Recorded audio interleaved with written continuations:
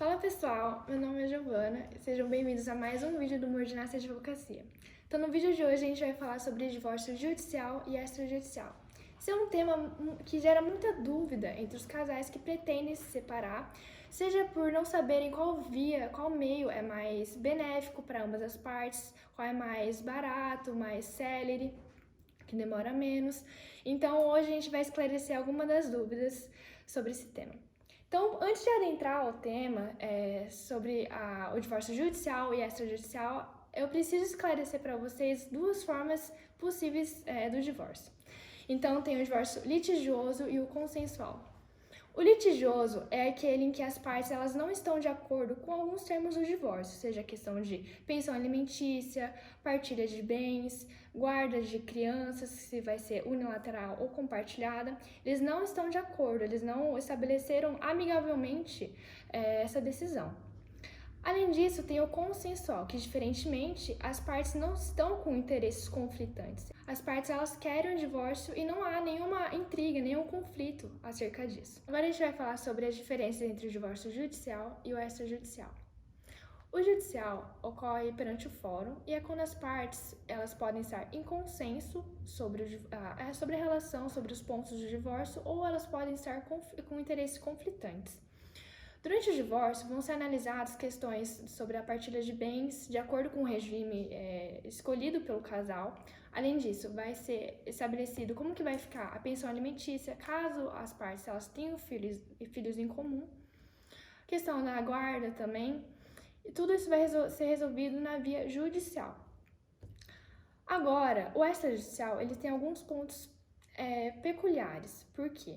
Ele só poderá ocorrer quando as partes estiverem em consenso acerca do divórcio, de alguns pontos da relação. Só que ele não pode ocorrer quando as partes tiverem filhos menores em comum, ou filhos, que seja criança, seja adolescente ou algum incapaz. Porque é necessário a presença do Ministério Público. Então, por isso, nessa situação, só poderá ocorrer o divórcio na via judicial. Além disso, se a mulher ela estiver grávida, também a lei proíbe que as partes optem por essa via extrajudicial.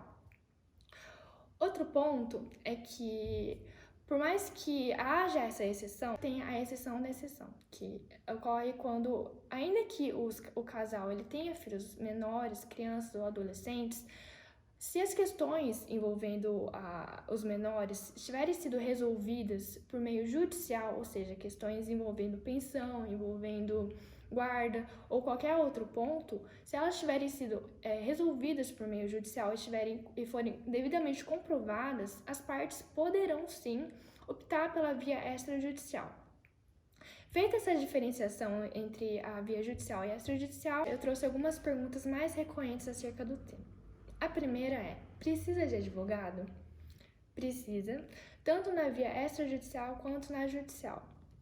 O advogado ele vai ser fundamental tanto para assessoria jurídica durante o procedimento, para esclarecer dúvidas, para assinar os documentos necessários. Então, sim, tanto em ambas as vias é necessário a presença do advogado. A segunda pergunta mais recorrente é se o advogado precisa ser o mesmo para ambas as partes.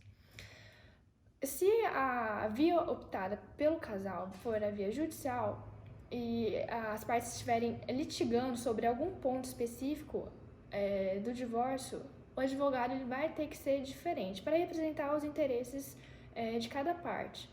Agora, se for consensual, tanto na via judicial quanto na extrajudicial, as partes podem optar pelo mesmo advogado. Terceira pergunta mais recorrente é se, para a assinatura do divórcio no extrajudicial, as partes precisam estar presentes na mesma hora. Então, as partes elas precisam estar presentes sim, só que, eventualmente, se na impossibilidade de uma comparecer, seja por motivo alheio ou por vontade própria de não querer estar junto naquela ocasião, ela poderá designar uma pessoa, algum representante, conferindo alguns poderes para ela, para assinar os documentos no cartório. Então, essa formalização será feita por meio de uma procuração que conferirá alguns poderes especiais para esse representante. Outra pergunta é sobre a questão do nome. Agora, eu posso ficar com o sobrenome do meu marido ou da minha esposa, ou se eu quiser retirar, eu posso? Você pode também tanto optar por permanecer com esse nome ou tanto por retirar, fica a seu critério.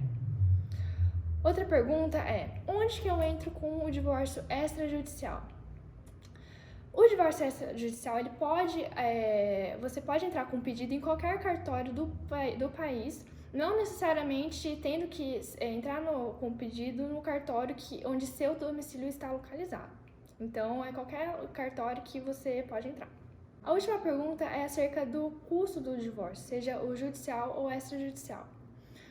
É uma pergunta meio difícil de responder prontamente, especificar um valor exato, porque esse valor ele vai depender de algumas questões, seja do honorário cobrado pelo advogado, seja das custas cartorárias, se a via for extrajudicial, custos processuais, então tudo vai variar de acordo com o meio optado pelas partes e também a questão do custo a ser pago pelo advogado. Então é isso, pessoal. Espero que esse vídeo tenha ajudado em esclarecer algumas das dúvidas acerca do divórcio. Se você ficou com mais alguma dúvida, se você gostou desse vídeo, manda aqui nos comentários que vai ajudar bastante. Ative as notificações para receber os próximos vídeos e se inscreva no canal que vai ajudar bastante a gente.